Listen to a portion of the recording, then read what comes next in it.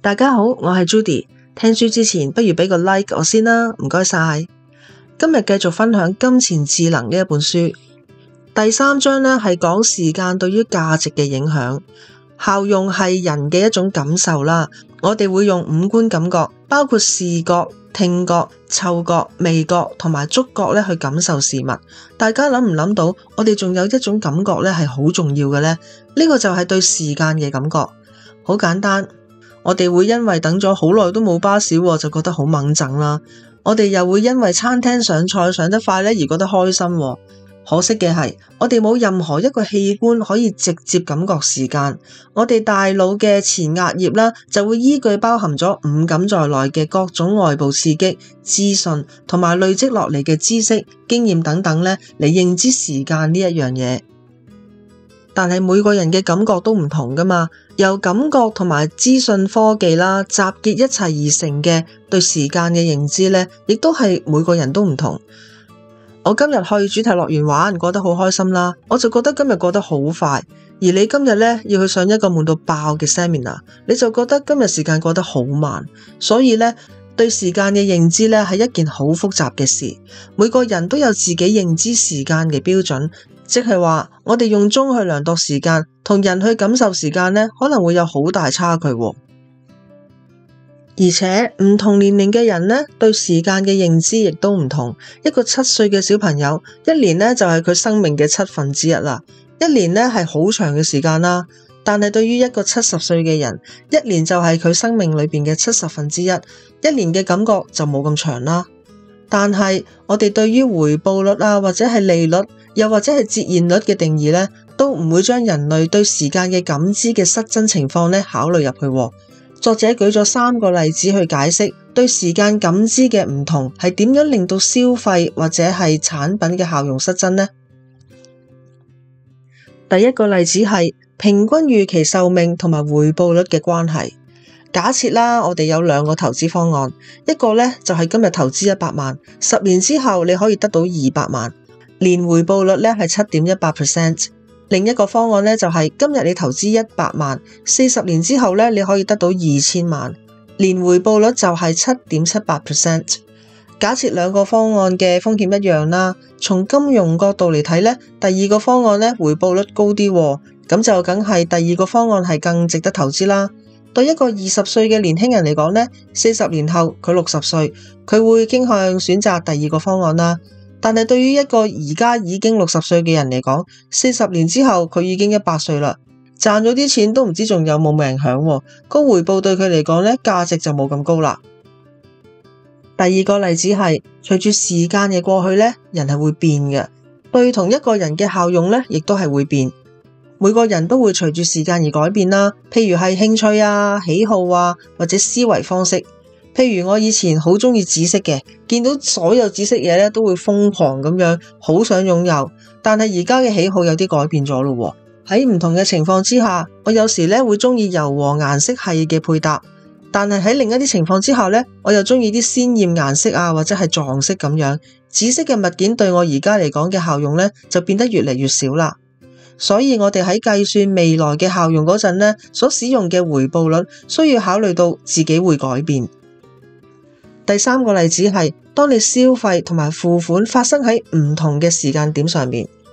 假設啦，我每日咧都趕時間返工嘅，搭港鐵無論係幾逼咧，都想搭到即時嗰班車，哪怕係等下一班車，其實只需要3分鐘。如果上唔到呢班車咧，成個朝頭早都會心情唔好嘅。但係又假設啦，你1個星期之後要返去內地公幹，老細叫你自己 book 車票。你諗住去 book 8點鐘車啦，點知車票賣晒，咁結果你咧就 book 到9點鐘嗰班車，你可能咧都會唔開心嘅。但係延遲1個鐘頭上高鐵嘅唔開心咧，係遠遠唔及你朝頭早搭遲3分鐘港鐵嗰種唔開心。搭港鐵咧就係你即時嘅消費啦，而呢3分鐘嘅價值咧，比起你1個星期之後先至搭高鐵，延遲1個鐘頭嘅價值為高啦。究竟時效同埋收益邊個重要啲呢？你哋有冇試過？譬如係買 iPhone 咁樣啦，明明知道遲買可以平幾嚿，你都係要早買早享受。將人對於時間同埋效用嘅習慣綜合嚟睇呢，就會發現喺一般情況之下，人都係過度傾向重視現在呢一個 moment， 令到未來嘅現金流效用呢係大幅減少嘅。第4章嘅主題就係機率嘅錯覺。人呢就唔係太叻計機會率，而且有陣時呢，我哋會以為自己用緊科學方法去計機會率啦，其實係用緊啲直覺去判斷機會。有一個好出名嘅機會率嘅難題啦，甚至乎咧好多數學家咧都解唔到題。我哋試下簡化呢個題目，睇下你揾唔揾到正確嘅機會率。嗱，而家咧玩一個遊戲啦，有3個箱，分別係 A、B 同埋 C， 其中一個咧就裝咗100萬，你可以揀其中一個箱，揀中有100萬嗰個箱咧，啲錢就係你噶啦。首先我哋知道啦，每一個箱有錢嘅機會咧都係1/3。首先我哋揀咗 A 箱，跟住 B 箱咧就俾人打開咗啦。我哋發現咧 B 箱裏邊冇嘢嘅，好多人直覺就認為啦 A 箱同埋 C 箱而家有嘅錢機會率咧就應該係各佔一半啦。而家再問你啦，本來你係揀咗 A 箱噶嘛，你而家會唔會想轉揀 C 箱呢？如果認為每個箱有錢嘅機會咧都係1/2，轉唔轉選擇咧就好似冇咩着數，但係正確嘅機會率係A 箱咧依然係1/3機會，而 C 箱咧就變成咗2/3機會有錢啦。所以咧改揀 C 箱咧贏面就會高啲。呢個結論咧係由擁有 IQ 228嘅 Marilyn 提出，原因係喺揀箱之前已經決定咗邊個箱有錢。當打開 B 箱發現冇錢嗰陣咧，其實冇任何改變，所以 A 箱有錢嘅機會依然係1/3。而 C 箱有錢嘅機會就變成咗2/3啦。你哋可能話而家得2個箱，唔係 A 箱有錢就 C 箱有錢噶啦，點解唔係各佔1/2機會呢？嗱，關鍵就係喺遊戲之前已經決定咗邊個箱有錢，所以第一次揀咗嗰個箱嘅機會率呢，之後係一直唔會變嘅。我哋再睇下啦，另外一個好蠱惑嘅例子啊。假設你而家去見一份工，總共咧有1萬個人去見工，只有1/1000嘅機會咧係會被取錄。你今朝收到 email 通知啦，就話你面試成功啊。下晝咧，但係又收到另一個 email 話，所有參加面試嘅人咧都會收到結果，但係咧就有1% 嘅人收到嘅結果咧係錯嘅。正確嘅結果咧喺後日咧就會再通知大家啦。呢個時候，你覺得你真正被取錄嘅機會有幾多呢？你會唔會覺得有1% 嘅人收錯通知，所以你被取錄嘅機會就係99% 呢？咁樣諗嘅話呢，又錯啦。正確嘅計算方法係1萬個人裏邊有1% 收錯通知，即係有100個人本來係冇被取錄，但係收到取錄通知。另外有1/1000機會咧係被取錄啦，即係會有10個人咧係收到正確嘅取錄通知，即係話總共咧有110個人收到取錄通知，而當中咧係只有10個人係真正被取錄，所以你面試成功嘅機會咧其實係10除110，即係低過10%。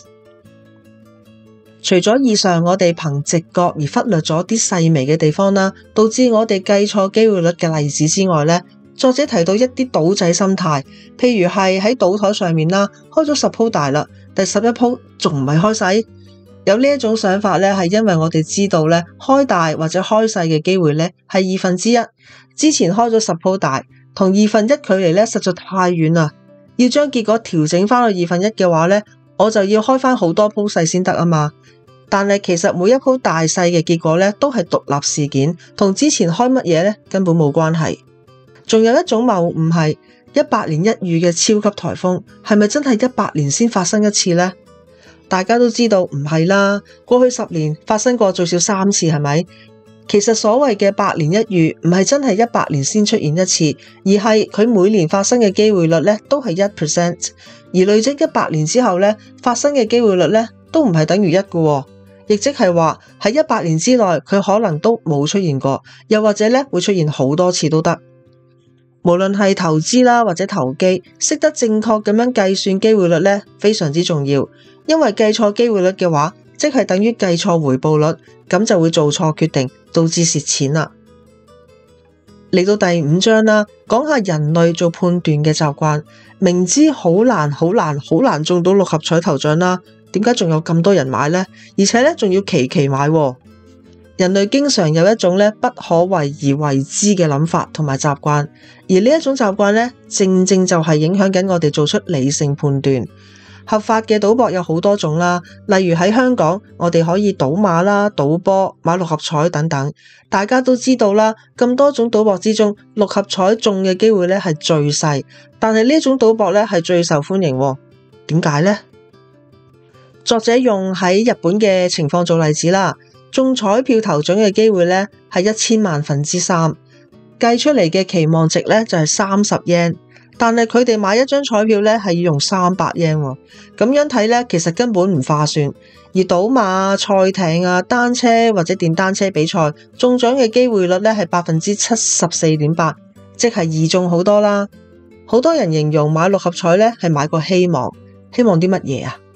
就係夢想成真啊嘛。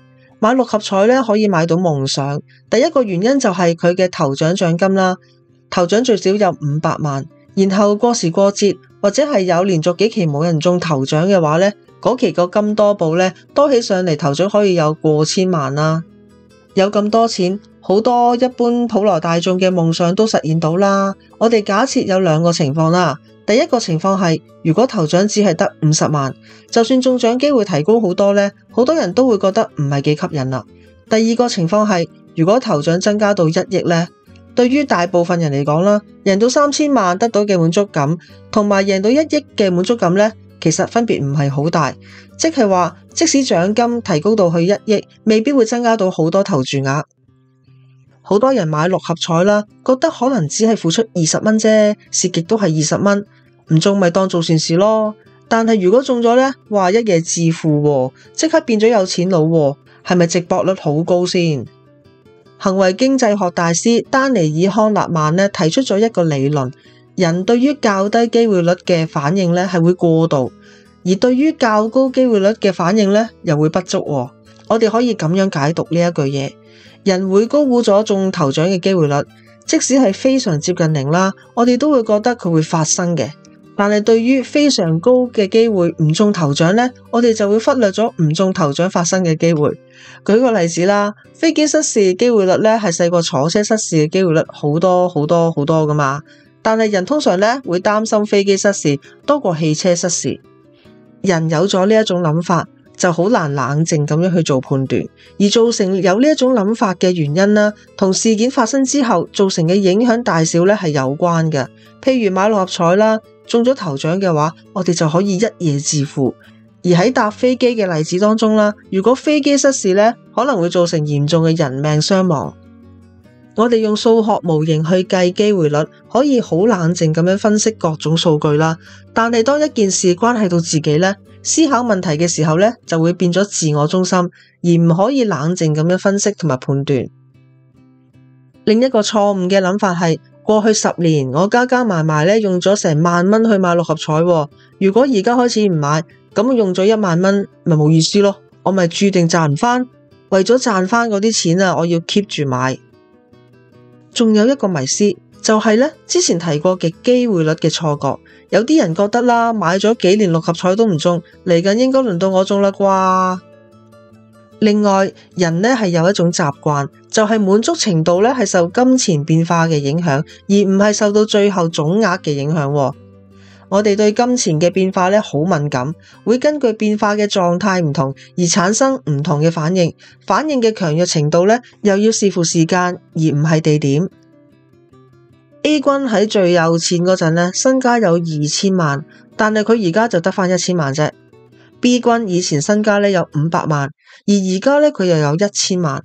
兩個人而家都係有1000萬啦，但係喺呢個情況下 ，B 君由500萬變成1000萬咧，佢就會得到滿足感，而 A 君就唔會因為自己依然擁有1000萬咧而有滿足感。仲有啊，當人實際獲得收益啦，大過佢預期收益嗰陣咧，感受到嘅效用咧係會更加大。有個打工仔啦，放咗工之後咧就去玩角子老虎機。嗱，呢一個例子咧就發生喺日本嘅。最後咧佢贏咗3條香煙，佢就好滿足咁樣啦，拎住自己啲戰利品翻屋企啦。呢3條煙對佢嚟講效用好大，因為佢咧冇預計自己贏到咁多嘢。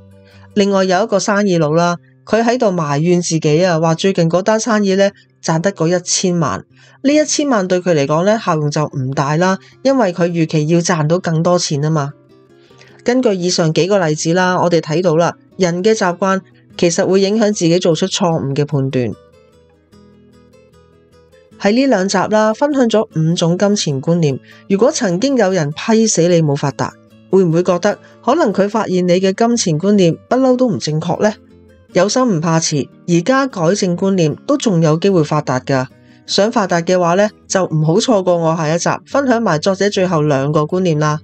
我係 Judy，下集見。